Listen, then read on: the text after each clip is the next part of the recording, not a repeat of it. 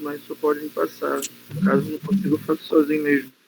Bruno de Souza Faria, Luciana Glacino e você. Vocês três estão sem temas. E tinha alguém, eu não lembro quem que é, que eu tinha passado um tema, mas que estava sozinho. Deixa eu ver, 23, não era 22, 1.22. 1.22. Henrique... Se não me engano, o Henrique Muller, Henrique Guilherme, ele está sozinho, tá? Beleza. Vou procurar saber mais no final da aula para pegar um tema com você. Que aí já fico com já. O Henrique Muller, Henrique Guilherme Costa Muller, não sei se você conhece. Ele está sozinho.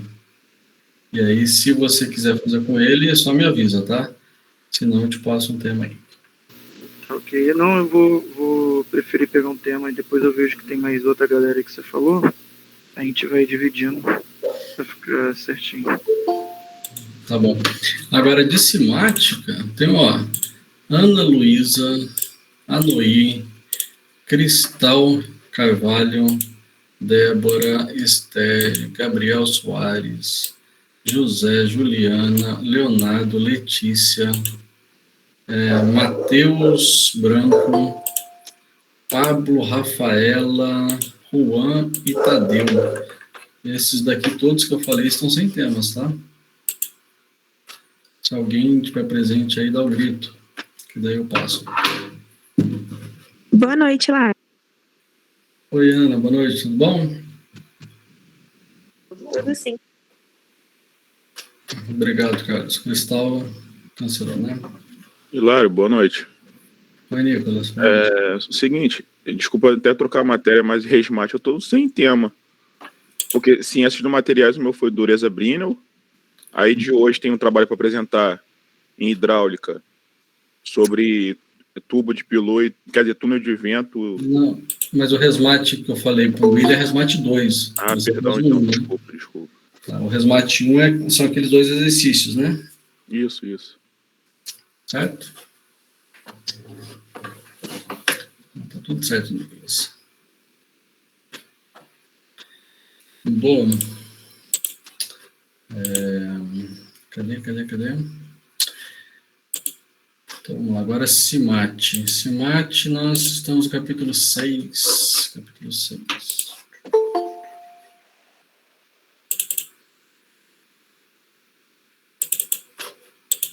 Maraísa, você está aí, Maraísa?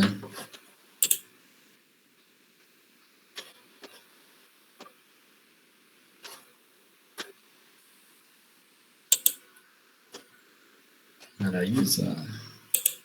Oi, professor. Tudo bem com você? Tudo. Então tá bom. Vou te mostrar uma coisa, Maraísa.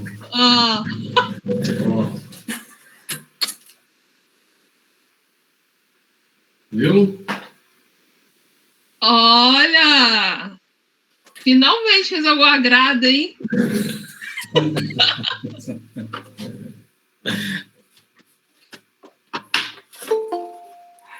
Maraísa é muito ruim, pessoal. Tem alguém aí que estava na aula de ontem?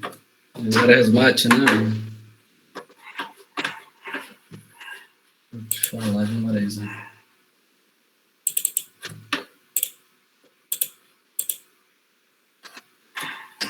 Mas deu uma tacinha de vinho também.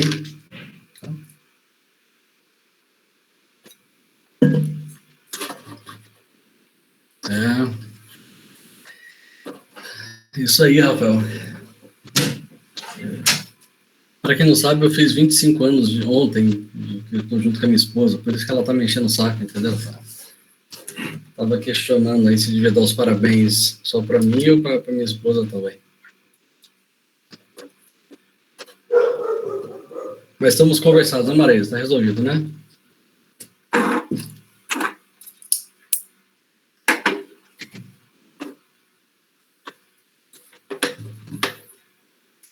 Obrigado, Igor. Obrigado.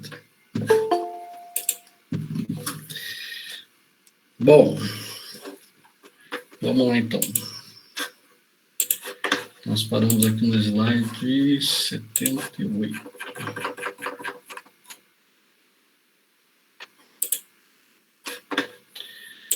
Pessoal, nós estamos fechando aqui o capítulo 6. Hoje a gente termina o 6, tá?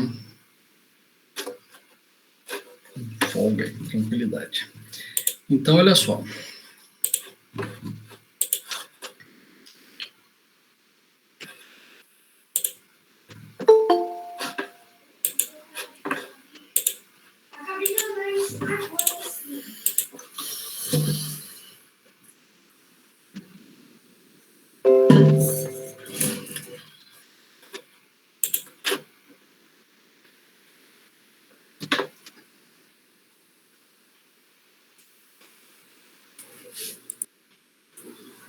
E, Lara, depois que você terminar de passar o conteúdo, vai resolver exercício? De quê? De ESMAD? De ciências materiais? É. Por que você está perguntando? Da lista? Porque eu não sei como que isso pode ser cobrado na prova, se vai ser pergunta assim, direta. Não sei como que isso pode ser cobrado. Tá. Nossa prova, Mayara, ela está prevista para ser no dia 1º de outubro. Então, a gente tem ainda essa semana, a semana que vem. É isso? Tem 3 semanas ainda, né? Então, minha intenção hoje é acabar o capítulo 6, o 7 amanhã. A semana que vem eu faço 8, e aí eu vou para a lista na outra semana. Na semana do dia 23, dia 26 e 24, eu ficaria um para a primeira lista e outro para a terceira lista. Tá bom? Então, assim, a terceira lista, ela é a lista de cálculo, só que é um cálculo referente ao capítulo 8, então não dá para fazer ainda. Na verdade, a terceira lista é metade capítulo 8, metade capítulo 9, então a metade dela a gente vai ver esse bimestre, né? A outra metade fica mais para frente, depois da prova, né? Mas a primeira lista também dá para resolver, só que daí eu vou terminar aí o capítulo 7 para gente fazer a lista, tá bom? Essa lista, ela dá para vocês fazerem, tranquilo. Só que daí eu pretendo resolver os exercícios que estão lá de verdadeiro e falso, alternativa, verdadeiro e falso. Porque os outros, na verdade, não precisa escrever, é mais uma orientação. Se eu começar a ler assim, tá falando assim, ó, quais os grupos de materiais? Não precisa escrever, entendeu? Tá escrito, nos slides são escritos aí, né? Então, todas as perguntas que estão ali é mais uma orientação, tá? Todas elas estão escritas em algum slide. Mas o verdadeiro e falso, né, e alternativa são questões de concurso. Que uma vez eu estava procurando, assim, olhando questões de concurso, aí eu fui tirando, né, aquilo que interessava para a gente, né, e fui jogando para essa lista, tá? Aí eu resolvo com vocês aí, tá bom? Mas aí vai ficar para a semana da véspera da prova, mas quem quiser pode fazer. Tá. Aí na próxima semana, sexta-feira, não né? A semana que vem, não entendi. A semana que vem ainda não é normal, né? Você não vai ter aula com você dia 17. É verdade, dia 17 é colação de grau, você tem razão. Então nós temos aula, na verdade, hoje e amanhã. Semana que vem, quinta-feira, aí depois tem mais uma semana, né? Então, você tem razão, desculpa. Dia 17 é colação de grau, tá certo. Esqueci, né? Acho que não tá esse negócio.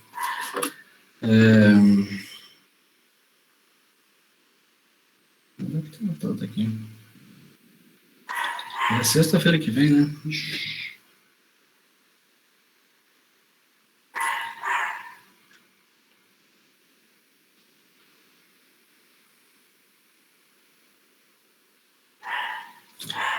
Bom, o próximo entrega do trabalho, dia 17. Isso aí. Próximo entrega do trabalho pode ser até o dia 17, sexta-feira, né? Professor, não pode colocar até o final de semana, não? Pode, Tamires. Pode, até domingo? 17, ótimo. 19? Tá bom, não tem problema. Obrigada, não. viu? Não vou olhar o trabalho de vocês fim de semana. Não tem problema, não. Então. Ajuda, gente. Obrigada. Viu, Hilário? Você é muito bonzinho. Obrigado, Ana. Eu sei. Foi o aniversário de casamento. Oi? Quem falou? Foi o aniversário de casamento. Professor. Oi, fala, José. Boa noite, tudo bem? Joia. Tem tema do trabalho, porque eu tô com um trio, que é eu, o Juan e o Gabriel. Aí a gente tá sem tema ainda.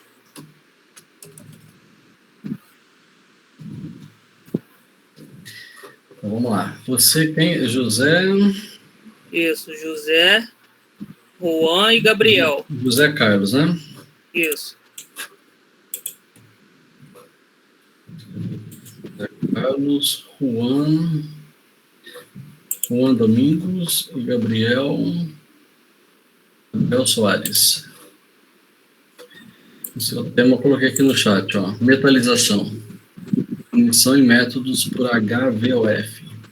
Ah, tá ok. Obrigado, professor. Nada. Aí, para esse bimestre é só o trabalho escrito, tá? Pode ser Word, PDF e tal. Aí, para o semestre que vem, aí vocês farão a apresentação. Tá? Beleza, professor. Bom, pessoal, então dando continuidade aqui.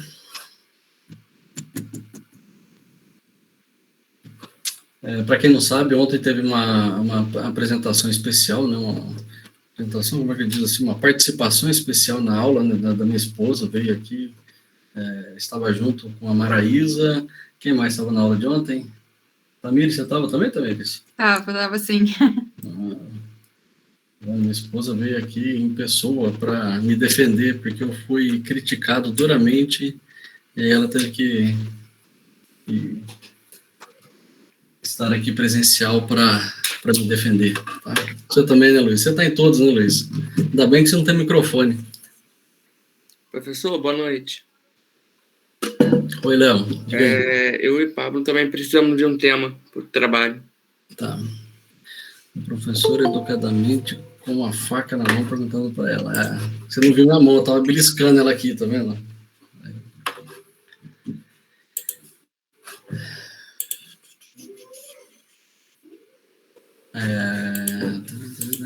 Dureza. Quem falou aí? Repete para mim, por favor. Quem falou do tema agora? Eu, Leonardo. Leonardo Macedo. E quem mais que vai fazer, Leonardo? Álvaro Ferreira.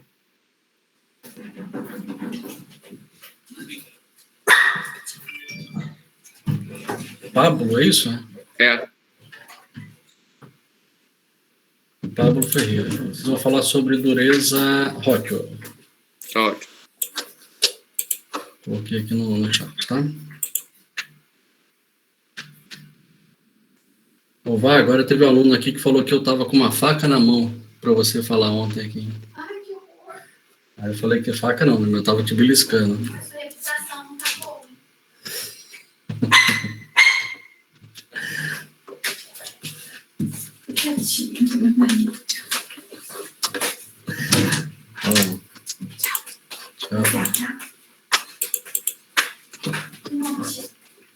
Bom, pessoal, começar então, né, o capítulo 6, a parte aqui de fadiga, tá? Só lembrando aí da aula passada, quem está entrando agora pode estar presente, tá? Esquece não. Então, nós vimos aqui toda a parte de fratura, e a fratura, nós temos a fratura dúctil e a fratura frágil. Então, quando a gente pensa em fratura dúctil, eu estou pensando no material dúctil que está tendo essa fratura. E o material frágil, a mesma coisa. Porém, nós vimos que um material dúctil pode se romper de forma frágil, né? De que forma? Existe lá um gráfico de fratura, tá? E ele, assim, parece uma integral, né? O que tem aqui no eixo X? Temperatura. E o que tem no eixo Y? Tenacidade. Vou colocar aqui energia, tá? Então, o que esse gráfico está mostrando? Que numa determinada temperatura, né? Nessa temperatura, o material dúctil se rompe de forma dúctil, com alta absorção de energia, então alta tenacidade. Porém, se a temperatura for inferior, né, essa transição, cadê aqui? A transição dúctil frágil, tá vendo? Ó, o item 6.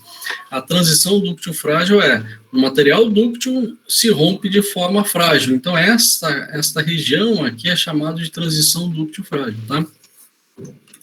E o conceito é o seguinte, que numa determinada temperatura, um material dúctil, ele agora tem um comportamento frágil. E por ser frágil, ele tem uma resistência maior, uma fragilidade maior, uma dureza maior, uma tenacidade inferior, tá? E a ductilidade também inferior. Então, o material agora ele tem um comportamento de material duro, material resistente. Por isso ele é considerado frágil aqui, tá? Baixa absorção de energia, baixa tenacidade. Nós vimos também que isso aqui é característica de material CCC, quando a gente pensa no grupo, né? O principal é o aço, porém materiais CFC, exemplo típico, alumínio, ele cai, mas não tem a transição, ele cai gradativamente. E da mesma forma, o material duro, né, materiais de ação duro, ferro fundido branco, por exemplo, é extremamente duro, né? Então ele tem baixa tenacidade, e aí diminui a temperatura, a tenacidade diminui também, mas né, semelhante a de cima, né, não é gritante, né, porque ele já era frágil, né. Então esse é o primeiro gráfico que nós vimos aqui relacionado à fratura. Aí depois nós vimos a parte de fluência, que é esse item 7 aqui, ó. A fluência, para ter fluência tem que ter 3 T's, lembra? Se não me engano, até parece um triângulo lá. T de temperatura, T de tempo e T de tensão, né? O sigma aqui de tensão. Então, o material que está sujeito a uma tensão em alta temperatura ao longo do tempo, ele está sujeito à fluência. Essa temperatura ela tem que ser, para ser considerada fluência, pelo menos 40% da temperatura absoluta de fusão. Então, é alta temperatura e alta mesmo, né? Se o material se funde aí a 1.500 graus Celsius, a gente está falando de 40%, a gente está falando de 600 graus Celsius, mais ou menos. Né? Temperatura absoluta que é a temperatura em Kelvin, né? Falando em graus Celsius, só para a gente ter uma noção melhor, né? Mas aí tem um gráfico de fluência. Esse é o segundo gráfico. Esse gráfico de fluência, aqui embaixo e aqui em cima, do que se trata esse gráfico de fluência?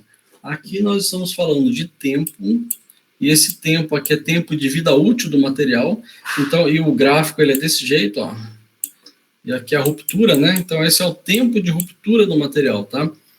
Esse gráfico é dividido em, aqui é a deformação, tá? O material vai se deformando ao longo do tempo até que ocorre a ruptura. E esse gráfico ele é dividido em 3 partes. Tem uma parte primária, o desenho não está muito bom, não, né? Mas depois vocês olhem nos slides, né?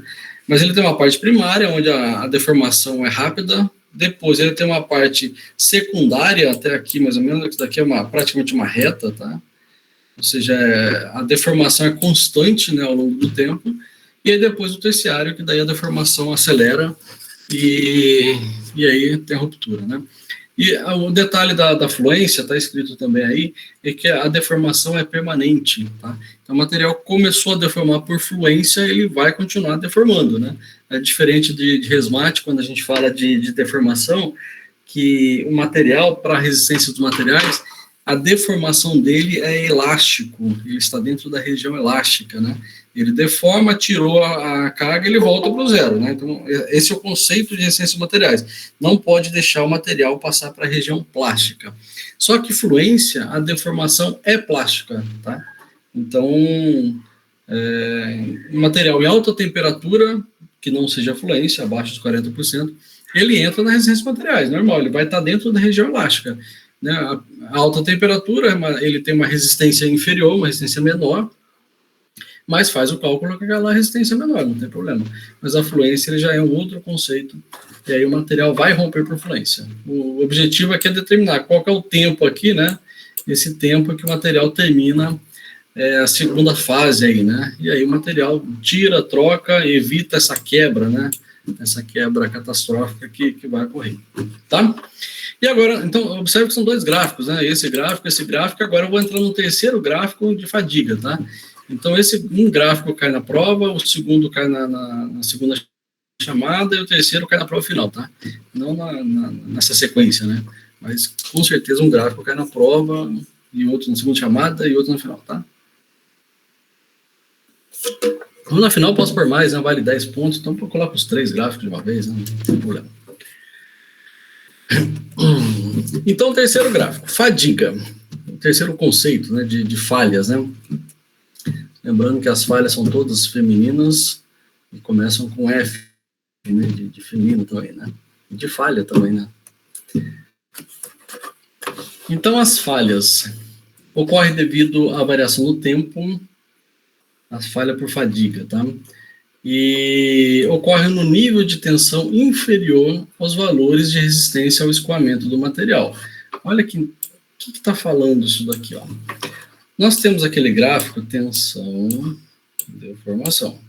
E esse gráfico é assim, ó. Esse ponto é o ponto de escoamento, tá? A falha ocorre em níveis de tensão inferiores aos valores de resistência ao escoamento. Qual é a resistência ao escoamento? Isso daqui, ó, dos materiais. Então, quando a gente pensa em resistência de materiais, o meu valor de referência inicial é esse ponto de escoamento. Eu não posso, porque ele define o que é região plástica do que é região elástica, né? Região elástica para cá, região plástica para lá, né? Então, ele não pode chegar na tensão de escoamento. E em cima dessa tensão, eu coloco o coeficiente de segurança.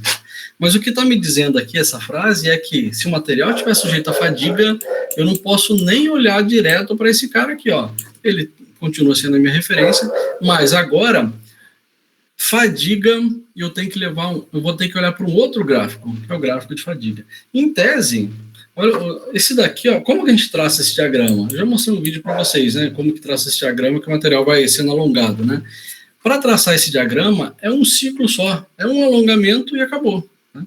Só que fadiga não é um ciclo, são vários ciclos. É isso que a gente vai ver aqui, ó.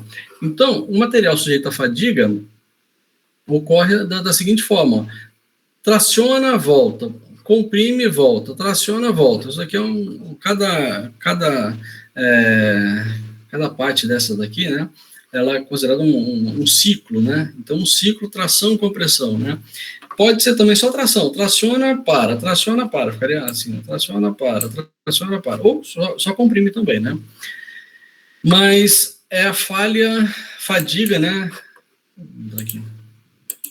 É a forma de falha que ocorre em estruturas submetidas a tensões dinâmicas e oscilantes, pontes, aeronaves, componentes de máquinas, tá? Então, assim, a fadiga aqui, ó, é a maior causa individual de falha dos metais. Então, tudo, né, tudo que a gente pensa aí tem oscilação, né? Então, uma ponte está parada, tá? Mas para quem passa ali na Rio-Niterói, para quem mora ali, de vez em quando a ponte fecha, né? Porque ela começa a oscilar, né? E essa oscilação é fadiga, tá? Ou causa fadiga, né? Aviação, né? Um avião, quando ele está parado, beleza, mas quando ele tá voando, a asa, ele tem uma vibração, né? E aí, isso daí reflete no material como fadiga, e o material pode romper por fadiga, tá? Agora, a gente não pode confundir fadiga com ressonância. Vocês já ouviram falar de ressonância ou não? Depois, que a ressonância está relacionada com... Deixa eu falar a fadiga primeiro, depois eu falo da ressonância, tá?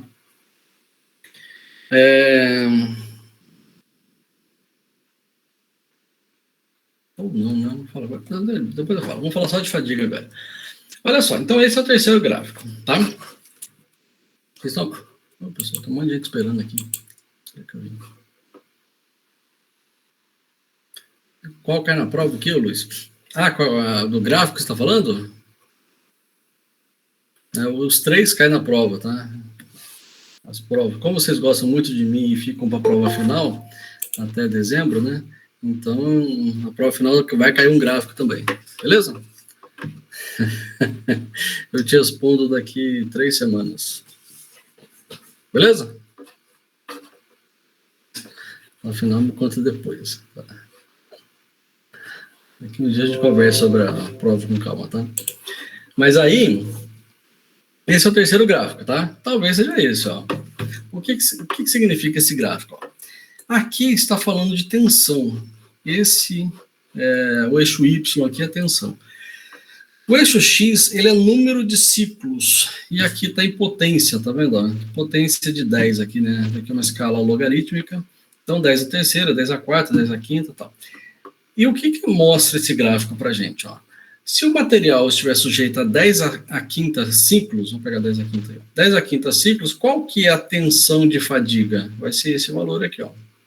Aí se for 10 a quarta, a tensão aumenta.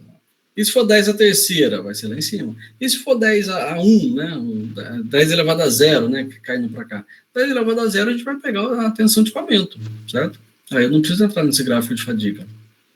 Mas o que esse gráfico... E essa fadiga, aliás, esse número de ciclos aqui, está relacionado com esse gráfico, tá vendo? Isso aqui é um ciclo, 2 ciclos. Então imagina, por exemplo, vamos pegar assim, o elevador, tá? Quem mora em prédio aí? Vamos fazer uma conta. Quantos apartamentos tem? Quantas pessoas moram no apartamento? Quantas vezes esse elevador é acionado por dia? Tá? Então, vamos chutar aqui. Ele é acionado 10 vezes por dia. Então, cada vez que ele for acionado, ele é um ciclo. Então, a gente transforma essa quantidade em número de ciclos, e esse número de ciclos num tempo. Tá? Então, se ele é acionado 10 vezes por dia... Então, eu faço essa conta aqui, né? Se eu quero um elevador que dure 10 anos, então qual que é o número de ciclos? Vai ser 10 a quinta, vai ser 10 a sexta, vai ser 10 a sétima, tá? E aí eu tenho uma estimativa de vida útil desse material, tá? Do elevador, um cabo de aço, qualquer coisa, né? Qualquer material que seja sujeito à fadiga. Então, a gente transforma, aqui de certa forma é tempo, tá? O eixo X é tempo, mas um tempo transformado em número de ciclos, tá? E esse gráfico, ele tem um detalhe interessante, olha só. Quanto maior o número de ciclos, maior a vida, o que eu tenho que pensar no material? O material, ele vai cair a resistência dele, então eu tenho que limitar ela. É como se eu estivesse pegando isso daqui, ó. Cadê meu gráfico? Como se eu estivesse pegando nesse gráfico aqui, ó. Essa é a tensão de escoamento, né? Só que se o material estiver sujeito a 10 a quarta ciclos, eu vou limitar ele aqui. Aí se for 10 a sexta, eu vou limitar ele aqui, certo? Então, a gente estaria reduzindo esta tensão aqui, o material vai trabalhar dentro, não chegar à tensão de escoamento, mas chegar naquele número que se refere ali à tensão de fadiga, tá? E em cima disso, eu ainda coloco o coeficiente de segurança, tá? Já viu em RESMAT 2, né? Mas aí eu tenho essa condição aqui. O material para um determinado número de ciclos, a resistência dele à fadiga, ele vai ser mais baixo quanto maior for o número de ciclos que o material vai estar sujeito. Mas esse material, que está mostrado aqui, ele tem um conceito interessante, olha só. Limite de fadiga, né? Ou limite de resistência à fadiga. O que essa linha está me falando aqui, ó? Que se o material for projetado para esta tensão, ele nunca vai se romper por fadiga, certo? Então, se ele for projetado para cá, para esse valor aqui, ele só dura 10 a quinta ciclos. Se ele for projetado para esse daqui, ele dura 10 a sexta ciclos. Mas se ele for projetado para esse valor aqui, ó, essa linha tracejada, ele nunca vai se romper por fadiga. Ele vai durar aí, ele vai ter uma vida infinita pelo conceito de fadiga. Essa linha horizontal aqui é isso que está me falando, tá vendo? A resistência para 10 a 7, a 10 a oitava, 10 a nona é a mesma coisa. Então, ele não falha mais por fadiga. Tá claro? Então, ó, para algumas ligas ferrosas de titânios, a curva sigma N é essa daqui, né? Tensão, número de ciclos, tá? Aqui tem S, mas é tensão, né? Para a gente chama de sigma, tá? É tensão. Torna horizontal para valores de N mais altos, ou seja, existe um nível de tensão limite, chamado limite de resistência à fadiga, abaixo da qual a falha por fadiga não ocorrerá. Então, o material, teoricamente, ele é infinito por fadiga, tá? Vida infinita, né? Esse limite representa o valor mais alto de tensão oscilante, que não causará falha para um número essencialmente infinito de ciclos. Para aços, né, o limite de fadiga varia de 35% a 60% do limite de resistência à atração. Então, aqui é uma referência, mas na literatura a gente acha valores bons. Aqui tem uma noção, né? Média. Então, é isso que está falando, ó. Gás carbono 1040. Limite de resistência à atração, 750. Limite de resistência à fadiga, 280. Então, esse 280 é esse valor aqui, ó. Então, se o material, se for usar esse ácido carbono, qual que é a atenção que a gente deve considerar para a fadiga? Esse valor aqui é um valor muito bom, tá? Porque, em tese, ele nunca vai romper por fadiga, se considerar este valor como sendo o limite. E aqui os outros, né? Esse aço cai de 50%, sabe, de 800 para 400. Isso aqui falhou, né? A e B é a mesma coisa, tá a linha errada aqui, né? De 515 para 170. Aqui, então, esse daqui, se o material estiver sujeito à fadiga, esses são os valores que a gente vai encontrar para usar, né, um bom cálculo, né? Um número aí essencialmente infinito de fadiga, né? É lógico que o material tem que estar conservado, não estou falando aqui de corrosão, né? Se o material sofrer alguma deteriorização, isso daqui não vale, mas não é culpa da fadiga, é culpa de manutenção, certo? Porém, ligas não ferrosas, alumínio, por exemplo, né, cobre, magnésio, não possui limite de fadiga. Então, o que acontece com algumas ligas? Ele vai decrescendo, o material sujeito à fadiga, ele vai ter um decréscimo constante, ou seja, se for usado algum material desse daqui, alumínio, magnésio, então, ele vai romper. Em algum momento ele vai romper por fadiga. E aí, necessariamente, tem que tem que dar uma vida útil para o material. Falar, para essa tensão, ele tem essa vida útil aqui, né? Para essa tensão aqui, vai ser 10/8, né? Número de ciclos. Então, nem todos os materiais apresentam essa curva aqui bonitinha, né? Desce e esse limite aqui bem definido. Alumínio, caso típico, né, ele vai decrescendo e alguma hora vai romper, né? Pode ser um número aqui grande, mas se for usado uma tensão muito baixinha, né? Mas em algum momento ele vai falhar, tá? É claro que aquele valor, isso é uma coisa que eu coloquei aqui porque está na literatura, né? Aquele valor que a gente coloca lá é um valor aproximado, mas ele tem variação. Isso daqui tem um desvio aqui, né, que a gente tem que calcular para... Então, isso daqui está mostrando o seguinte, ó, se usar essa linha superior, ele tem 99% de chance de não falhar, de falhar. Se usar essa linha inferior aqui, que vai ser uma tensão mais baixa, ele tem 1% de chance. Então, a gente pega aqui uma média para traçar uma linha única, né? E isso daqui também justifica, a gente consegue ajustar através do coeficiente de segurança, tá? 50 mãos. Então, isso daqui já está mostrando assim, que quando a gente pega essa curva, ele na verdade é uma aproximação, né, dessas várias curvas para o mesmo material, tá? O processo de fadiga, ele é caracterizado por uma ruptura que tem o início de uma trinca, uma propagação e depois uma falha, né? Então, aqui está mostrando uma trinca que teve início, o material vai fadigando, né, através daquele número de ciclos, né, e aí essa trinca começa a se propagar até que ocorre a ruptura do material por fadiga, tá? Ângulos vivos, rasgos de chavetas, fios de rosca, isso daqui é terrível para fadiga.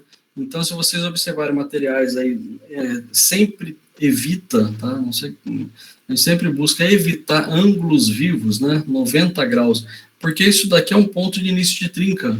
O material, quando ele começa a fadigar, né, ele entra no ciclo, isso daqui ele começa a romper. Ele vai romper esse material numa tensão muito menor do que ele foi projetado. Mas aí não é culpa da tensão, é culpa da geometria da peça, tá? Então, nesse caso, se faz o fillet. Esse fillet é lá do CAD, até a gente usa ele, né? Mas é um raio de adoçamento, tá vendo? Então, isso daqui evita essa concentração de tensão que existe nesse ângulo vivo, tá? Então, sempre vai ter, quanto mais suave for essa curva aqui, melhor vai ser para resistência de materiais, tá? Então, esse ângulos vivos aqui, esse ângulo de 90 graus, tá? Rasgo de chaveta, vocês já viram chaveta? Todo mundo sabe o que é chaveta e rasgo de chaveta?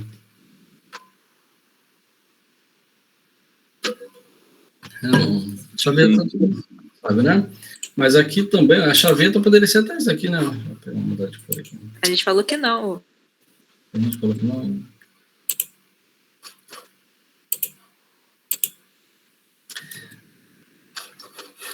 É rasgo de chaveta em geral? Qualquer chaveta? Tá falando? Fala, Cauê, não entendi, repete. Esse rasgo de chaveta que você tá falando é para prender as. Para prender a chaveta, isso aí. Porque ali, o eixo que ele está sofrendo fadiga, deixa eu ver se eu abro aqui só para mostrar uma foto resolve, né?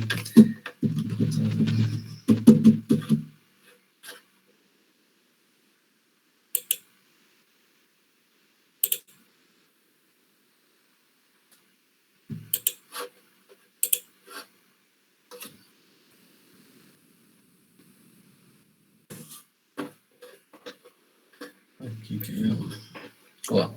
Então, tá vendo essa parte aqui, ó? Isso daqui é um rasgo de chaveta. Então, no eixo, aqui, ó. Fica bem... A chaveta é isso daqui, ó. Então, essa é a chaveta, né? Que você... A ideia dela é o seguinte, como é que você transmite o movimento? Você tem um eixo girando e aqui você tem, por exemplo, uma engrenagem, ó.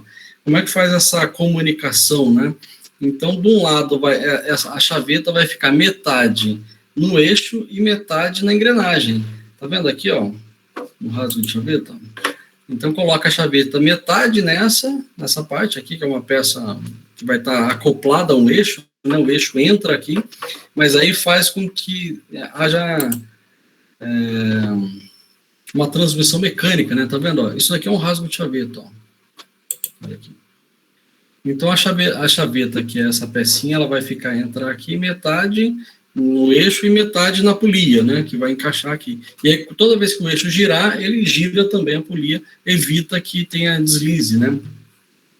Mas isso daqui para resistência de materiais, tá vendo que aqui tá até abaulado, ó, porque a quina, quando faz quadrado aqui, é ruim. Para resistência de materiais também é péssimo, entendeu? Porque é um ponto de concentração de tensão. Então, é isso que está falando aqui nesse slide, ó. Rasgo de chaveta também é complicado, né? E fios de roscas, né? Um parafuso, por exemplo. Quando a gente vê um fio de rosca, é assim, né? Só que isso daqui é o início de uma trinca, ó. Material sujeito a fadiga, isso daqui começa uma trinca e aí se rompe, né? De uma forma aí catastrófica, tá?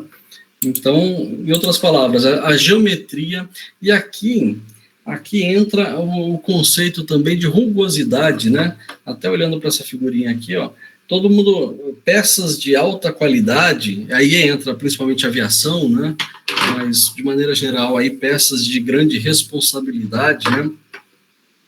Elas têm uma classe de rugosidade, essa rugosidade, ela é bem fina, né? A rugosidade, na verdade, é isso daqui, ó. Se a gente pegar qualquer peça, ela vai ter aqui a rugosidade, né? Por mais liso que seja essa peça, ela vai ter uma superfície, né, dessa forma, né? Como se fosse um parafuso, a grosso modo, assim, né? Aparecendo esses fios de roscas, assim. Então, uma peça que precisa ter alta confiabilidade, ela também vai ter uma classe de rugosidade, né? Bem fina. E aí entra a parte, assim, essas peças não são fabricadas em tornos convencionais, elas já são fabricadas em tornos CNCs, que tem uma qualidade melhor, elas são retificadas, né, que daí a retífica ela vai passar, né, no rebolo aqui, para deixar mais liso ainda, né, então essa rugosidade ela é bem ajustada, e aí evita não seria uma rosca, né, a rosca é muito grosseiro, né, mas um acabamento ruim faz com que o material se rompa por fadiga de uma maneira mais rápida. Beleza? A região da fratura tem tipo de marcas de praia, de estrias, né? Então, aqui, ó, isso aqui é um rasgo de chaveta, ó. Tá vendo? Um eixo com rasgo de chaveta.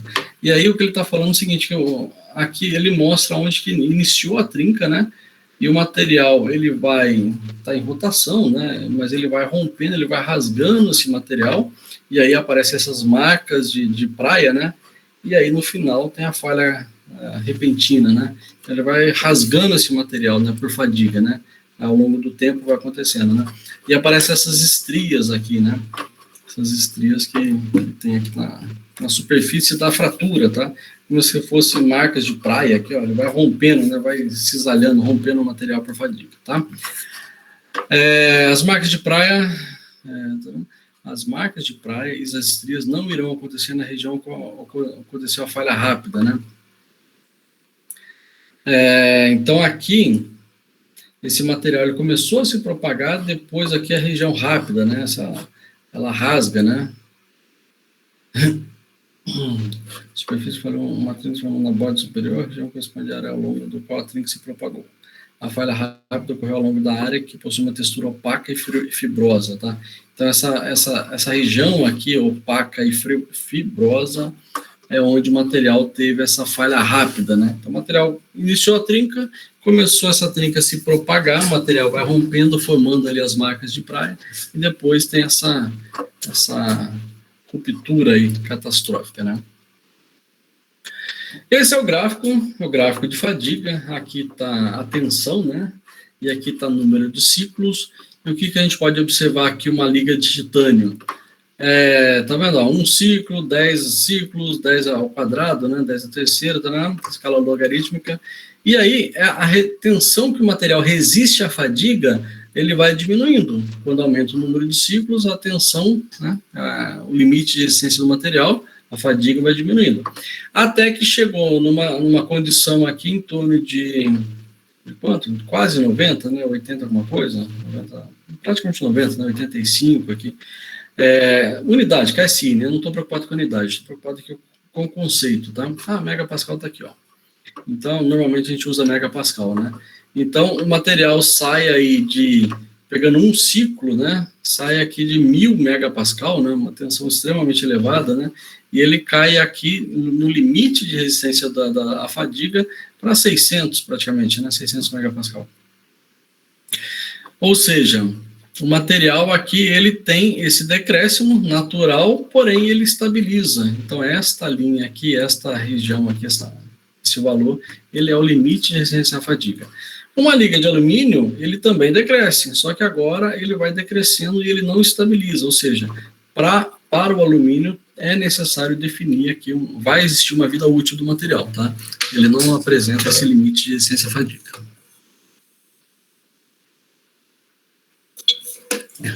Vou falar fatores que influenciam porque aqui eu estou pensando só na liga, tá? Mas se a gente pensar no material sujeito à fadiga, acabamento superficial, já falei, classe de rugosidade, tensões residuais, então material, soldagem, por exemplo, é ruim, né? O material ele fica, depois eu vou falar de martensita, mas o material pode ter uma variação estrutural, depois a gente vai comentar mais para frente, né? Aí tem tratamentos térmicos para alívio de tensão, corrosão, com certeza, né? Concentrador de tensão, que já falou quina, tamanho da peça, resistência menor para peças maiores, né? Então, além de material, que eu estou falando somente de material, tá? Mas aqui, a parte de fabricação, ele contribui muito para o material romper por fadiga, tá? Então, aqui é só um exemplo. Um aço com tensão aqui, limite de resistência à tração do material 850, tensão de escoamento 570, e ele vai se estabilizar aqui, ó, esse ponto B, que ele é o limite de fadiga do material, em 238. Então, material que pode chegar numa resistência máxima de 850 megapascal, mas para fadiga, num número essencialmente infinito de ciclos, que seria a partir aqui de 10 a sexta, né? Normalmente esse valor aqui é um valor como referência, ele cai aqui para 238 megapascal, tá? Esse é o valor de referência para usar fadiga. Pode usar uma tensão maior? Pode. Ele vai aguentar? Vai. Só que ele vai ter um número, uma vida útil definida aqui, bem definida. Para esse valor aqui, ele tem essencialmente um valor infinito. Ficou claro, pessoal? Alguma dúvida aqui com relação à fadiga?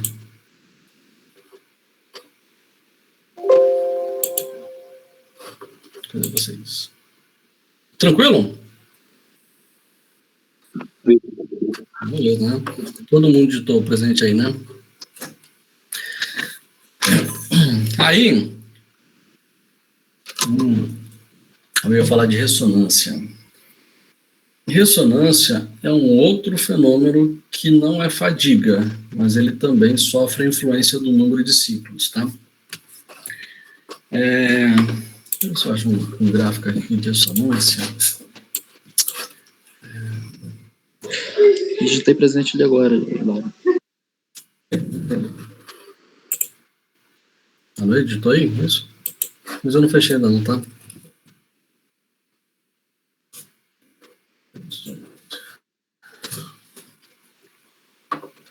Esse gráfico aqui.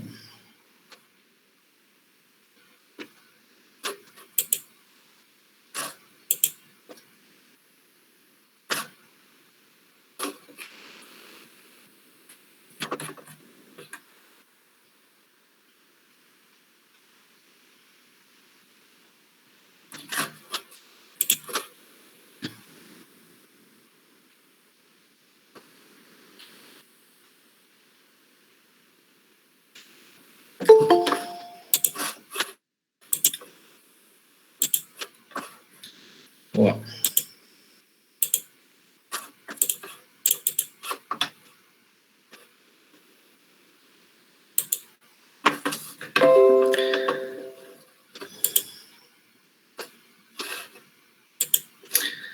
Quando a gente fala de ressonância, a gente está falando também disso daqui, ó. Tá vendo? Uma amplitude ao longo do tempo. Então, o material ele vai sofrendo uma amplitude ao longo do tempo.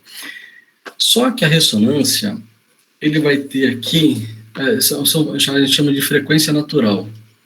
Esse é um gráfico melhorzinho. Então, aqui, ó, olha só, esse gráfico aqui, vamos analisar esse gráfico, ele abre, sumiu. Vou fazer aqui.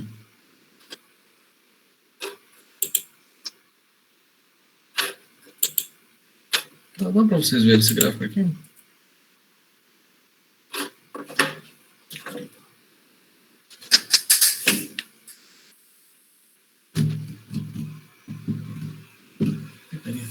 Olha só, esse gráfico aqui, ó. O que esse gráfico me diz? Aqui eu tenho uma frequência e aqui eu tenho uma amplitude, tá? A frequência, ele está relacionado com, por exemplo, rotação. Então, vocês já viram o esmeril? Todo mundo já viu um esmeril ligando? Desligando, desculpa. O esmeril, ele está sendo desligado, quando você liga, ele acelera rápido e vai até a velocidade normal dele, né? Quando ele desliga, ele não tem freio, então ele vai diminuindo a rotação e tem algum momento que ele vibra muito. Você consegue ver ele vibrando de uma forma mais... parece que ele vai estourar, né? Vai quebrar e tal, e aí diminui, depois aumenta a vibração de novo, né? Aumenta essa amplitude. Vocês já perceberam isso, tá? Mas o esmeril é um caso muito claro de enxergar, né? E aí, o que acontece? Quando o esmeril está diminuindo a rotação, ele chega aqui numa determinada frequência, ele aumenta a amplitude de movimento, isso daqui é a frequência natural, e aí cai de novo, né? E aí o esmeril, ele tem vários, né? Dá para enxergar uns 3, com certeza. Deixa eu ver aqui. Tipo isso daqui, ó. Esse gráfico não tá legal, mas assim... assim... Então, ele vai, aumenta a amplitude e diminui, aumenta a amplitude e diminui, tá? Então, isso daqui, quando o material está nesta região aqui, ó, de alta amplitude, é o que fala que ele entra em ressonância. Então, se o material entrar em ressonância, ele quebra por ressonância, tá? Isso é terrível, né? Tem que ser evitado, tá? Para quem trabalha aí, por exemplo, em usina, né? Para as usinas, turbina. Quando liga uma turbina, ele também tem as suas frequências naturais. Tipo essa daqui, ó. No gráfico aparece várias frequências. Deixa eu ver a turbina.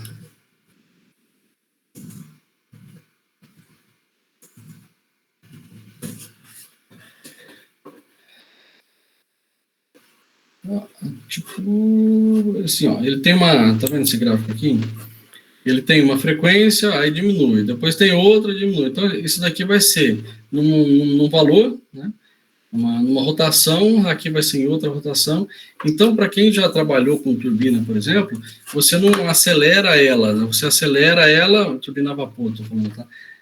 acelera, estabiliza ela aqui, ó, de maneira que ela tem uma amplitude baixa. Espera equalizar, né, o calor, você está jogando vapor num negócio que está frio. Aí acelera de novo, para aqui, né? E a mesma coisa quando freia, você não pode desligar ela e deixar ela passar pela frequência natural. Ela freia rápido, entendeu? Então, evita esses picos, né? Porque daí o material entra em ressonância, tá? Então, isso daqui que não pode ter. Deixa eu ver, tá só ressonância. Ressonância. Mas não é isso que eu quero. Aí tem até uma ponte, como é que chama? Ponte. Esse vídeo aqui, ó, aí é uma ponte que entrou em ressonância.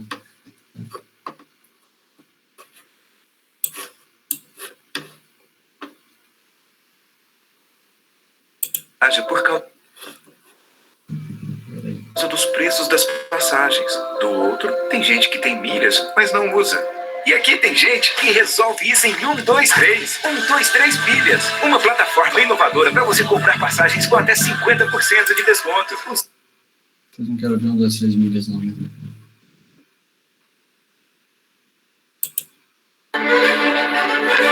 Isso é ressonância.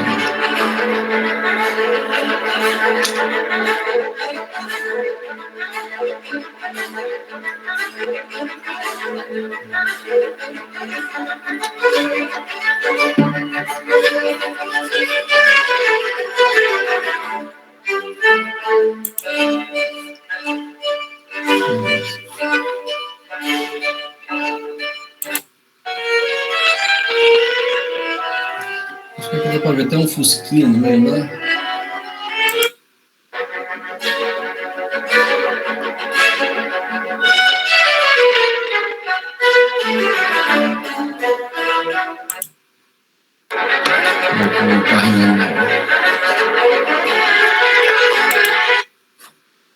Mas é isso.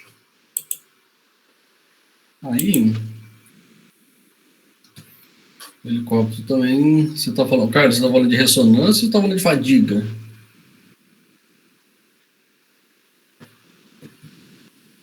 Ressonância. E tem que ser evitado, né? Tudo aí tem que... Você trabalha nessa área, Carlos?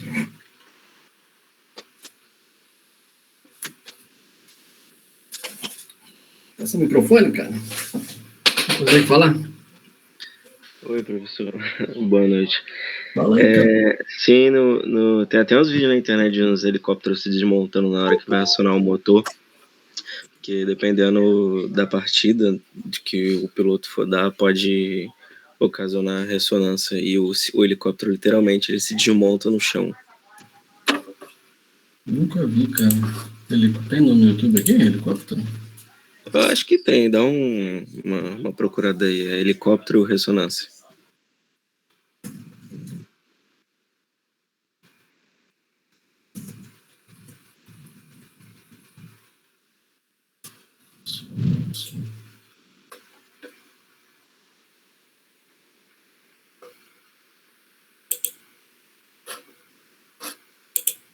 Eu só achei aqui.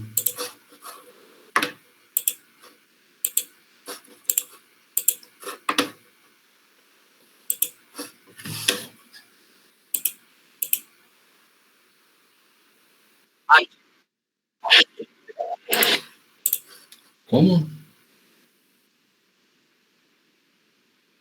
Sim. A vibração mecânica, ela estuda o comportamento do material e para evitar essa parte de ressonância. Tá? Na verdade, a ressonância, ela pode ser boa, né? Mas tem tudo a ver, tá? Vibração mecânica e ressonância estão ligados. Eu achei um vídeo aqui, helicóptero em pedaços no YouTube. Helicóptero em pedaços.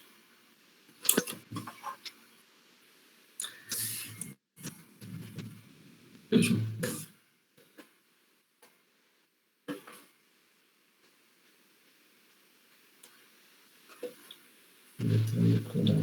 Aliás, não sei se vocês sabem, né? Eu sou de Itajubá, né? Minas Gerais. Lá que fabrica é uma montadora, né? Que monta esse esquilo Era, não sei se ainda é, né? Era a única montadora de helicóptero do Hemisfério Sul. Ainda é. Ainda é? Um helicóptero de resgate desintegrou-se em Marituba, no norte do Brasil, após uma aterragem forçada. As autoridades já abriram inquéritos. Na origem do acidente pode estar um fenómeno designado por ressonância do solo. Os 4 passageiros que seguiam a bordo sofreram ferimentos. Um helicóptero de resgate desintegrou-se em Marituba, no norte do Brasil, após uma aterragem. Doideira, né, cara? Que doideira. Viu? Mas aí... beleza, Jonathan? Acho que o Jonathan falou, né? Mas é isso aí. Mas, então, a ressonância, quando a gente olha a caixa de som, por exemplo, a caixa de som você vê ele vibrando, e muito, né? Caixa de som boa, você vê a vibração, né? Então, assim, ele está na ressonância, ele está dentro dessa... Ele é projetado para estar ali. Então, a ressonância também não é ruim, entendeu? Como é que chama aquele negócio? Martelete? O pessoal fica lá quebrando concreto, essas coisas, né? Ele trabalha numa região muito próxima da ressonância. Mas o normal não é esse, né? O normal, turbina, helicóptero, ele tem que ser evitado a ressonância, tá? E aí passa direto. Mas assim, o que eu estou falando e a ponte, para quem já estudou, aí deve ter um monte de vídeo aí também na ponte Rio-Niterói, né? A ponte, ela, quando tem muito vento, igual ali, estava falando de 70 km por hora, né? Mas a ponte Rio-Niterói também, ela fecha, né? Tem uma vibração alta, e essa vibração alta pode levar à ressonância. Na verdade, aquele eixo X ali, a gente está avaliando justamente essa frequência, e o eixo Y é amplitude. Amplitude é amplitude de vibração, tá? E aí, a ponte Rio-Niterói, ela tem um sistema de amortecimento. Não só a ponte, né? Mas ela tem um sistema de amortecimento com mola, com cilindros, para que quando passe, né, por essa condição aí de vento, ela não entre em ressonância. Então, esse sistema amortece e evita que a amplitude de vibração seja muito alta. Beleza? Mas tem tudo a ver. Tá?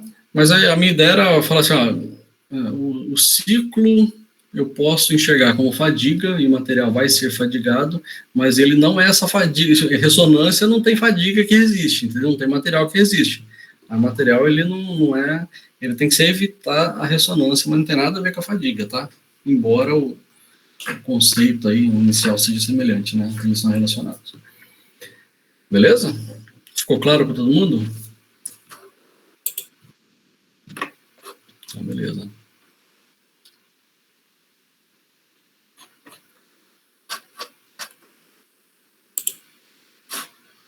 Aqui. Todo mundo fechou aqui? A ponte tem uma certa elevação no meio dela, né? Mas aí, o Bruno, acho que essa elevação da ponte é por conta de navegação, né? É que você está falando? Posso fechar aqui? Mas ela tem entre aqui a gente não enxerga, né? Mas ela tem entre as pontes, entre a superfície, né, e a parte mais de baixo da estrutura, eles colocaram o sistema de amortecimento.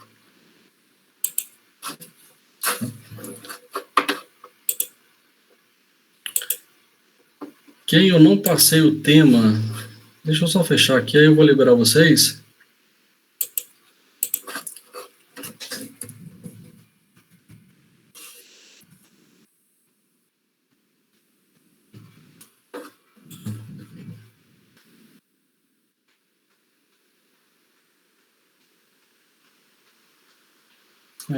Se você digitar sistema de amortecimento da ponte Rio-Niterói, aparece também uns videozinhos aí. Ele explica.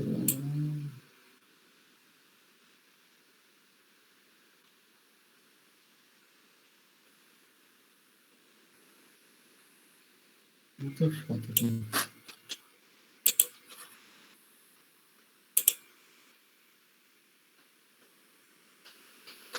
Depois vocês dão uma olhada aí. Aí tem cilindro, tem sistema de amortecimento da ponte. Tá?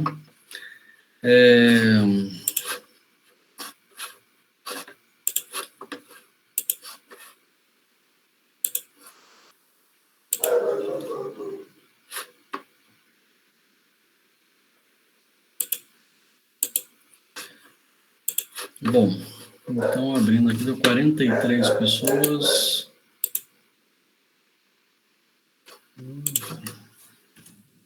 Gente, saiu na ordem alfabética.